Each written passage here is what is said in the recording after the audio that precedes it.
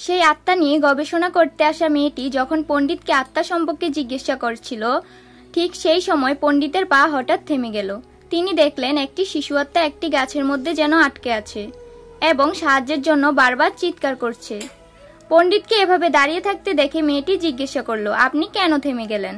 তখন পণ্ডিত বললেন, কেউ যেন আমাকে সাহায্যের জন্য ডাকছে। এরপর পণ্ডিত সেই গাছটির কাছে গেলেন এবং সেখানে করতান্ত্রিক ক্রিয়া বা পূজার অংশ হিসেবে রাখা একটি কাগজের টুকরো নিয়ে মেয়েটি সহ নিজের ল্যাবে এলেন। সেখানে তিনি কিছু প্রক্রিয়ার মাধ্যমে সেই আত্মাটিকে মুক্ত করলেন। যখন পণ্ডিত আত্মাটিকে তার সম্পর্কে জিজ্ঞাসা করলেন, তখন সে বলতে শুরু করলো যে কিভাবে তার মামা লোভে পড়ে তার বাবা মাকে তাদের বাড়িতে খাবারের জন্য ডেকেছিল এবং বন্দুক দেখিয়ে তাদের সম্পত্তির কাগজে স্বাক্ষর করিয়ে নিয়েছিল।